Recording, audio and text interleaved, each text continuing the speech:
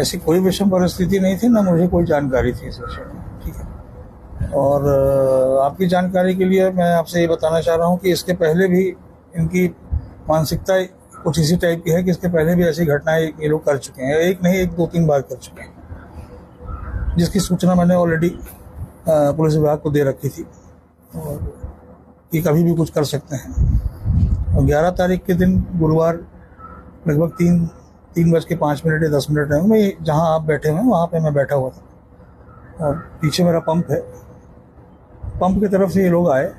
मैं यही जो काम अभी आप देख रहे हैं ये चल रहा है, यही काम चल रहा था, बैठा हुआ था। पीछे से एकदम से गाली गलौज की आवाज़ आई, यहाँ यहीं पे। मैं उठने ही वाला था, एकदम पीछे से कोई एक हाथ आया, मेरा सर पटक दिया ऐसी टेबल पे। चश्मा पहने था, मेरा चश्मा टूटा तो उससे कुछ जो प्लास्टिक का था, कांच का था, वो कुछ कण गया तो थोड़ा सा ब्लर हुआ। मैं उतने में आपके इसी दरवाजे पे मैंने अपनी वाइफ को देखा, धर्मपत्नी को देखा, तो मैंने पूछा, अरे आप कहाँ से, आइए बैठे, बैठ के बातचीत करते हैं, कैसे आना हुआ।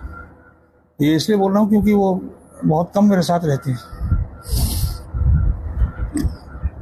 इतना ही मैं बोल पाया हूँ। पीछे से 3-4 लोग आए, जिसमें मेरा बड़ा साला था और 3-4 लोग अन्य लोग थे, बाहर के थे, मैं जानता नहीं हूँ राजस्थान के हैं कहाँ के हैं, और गाली गलौज मारपीट चालू कर दी। मुझे उठा यहाँ से खींच के अंदर ले गए।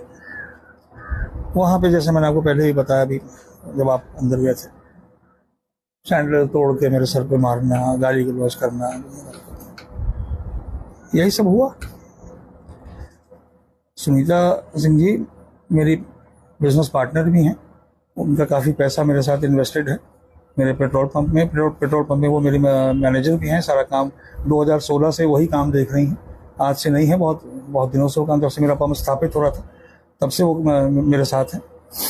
आज हम लोग इस प्रॉपर्टी को एक छोटा सा रिजॉर्ट बनाने का प्रयास कर रहे हैं, उसमें भी उन्होंने कुछ इन्वेस्टमेंट कर रखी है। उस नाते वो मेरे साथ यहाँ आती जाती हैं, रहती हैं। उस दिन जिस दिन की घटना है, उस दिन वो किचन में थी, शायद खाना खाने का टाइम था, हम खाना भी नहीं खाए हुए थे, और वो किचन में थी, खाना लगाने के वो या बना रही थी, जो भी कर रही है। ये जब हल्ला गुल्ला हुआ है तो वो भी बाहर आई है, तो मैंने ही खुद उनको मना किया कि आप बाहर मत आओ, मैं उनको हैंडल कर लूँगा, आप अंदर जाओ। तो एक अलग पोर्शन है मेरा, तो अपने आप को उन्होंने अंदर कर लिया। उनको भी अभद्र गालियाँ देना, दुनियादारी करना, और जैसा कि मैंने आपको अभी दिखाया अंदर ले जाके, जितनी मेरे यहाँ से लेके वहाँ तक पूरे फैमिली की फोटोग्राफ्स लगी हुई थी, सबकी लगी हुई थी। मेरे बड़े साले ने सबसे पहले तो शैंडलियर तोड़ा, मेरे सर पे मारा। उसके बाद सारी जितनी भी मेरे फोटोग्राफ्स लगी हुई थी, उनके सारों को कांच मेरे सर पे तोड़े। उस दरमियान सुनीता ने इनको देखा ये सब करते हो, तो सुनीता ने भी बोला कि आप लोग यहाँ से जाइए, ये क्या करने आए हैं आप लोग, बाहर बैठिए, जो भी बातचीत करनी है बाहर। नहीं माने, उनको भी अभद्र गालियाँ देते रहे। उसके बाद मेरे ऊपर 4-5 जब फोटो फ्रेम्स पटक दिए, बुरी तरह ब्लीडिंग चालू हो गई। तब सुनीता जी ने, उनकी वेपन यहीं रखी रहती थी, उन्हीं की खुद की वेपन थी।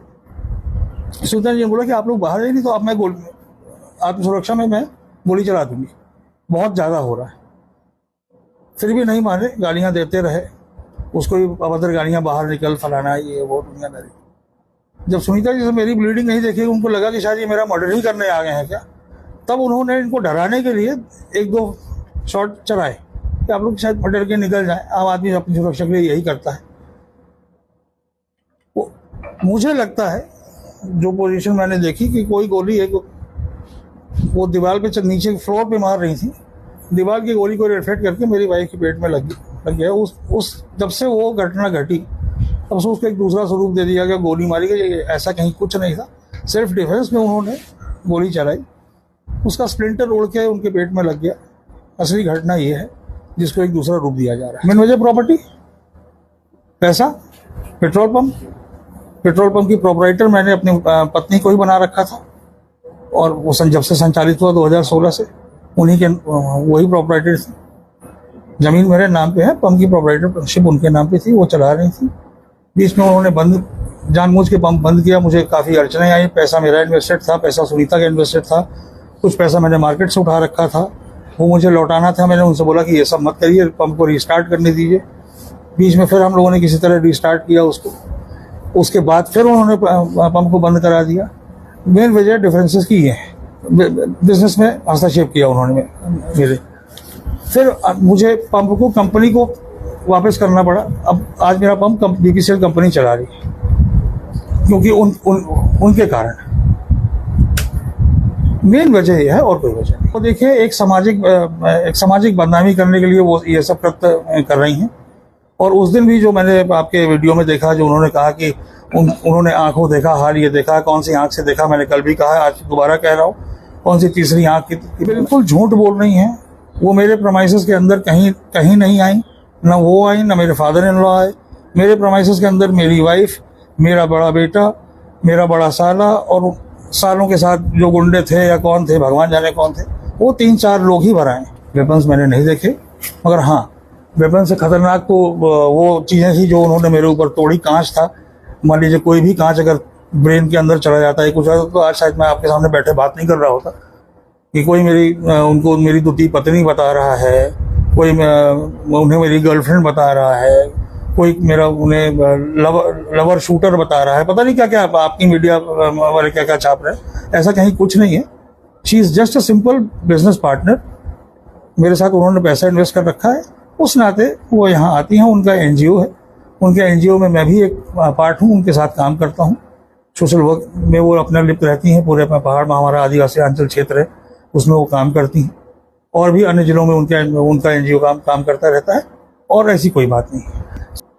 बिल्कुल नज़दीकी थाने को मैंने सूचना दी, मैंने उचरा थाने को सूचना दी।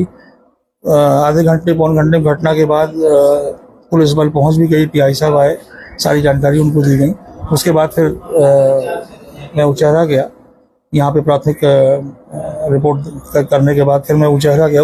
फिर मैंने अपनी एफआईआर दर्ज कराई, जो घटना जो मेरे साथ हुई, यही है।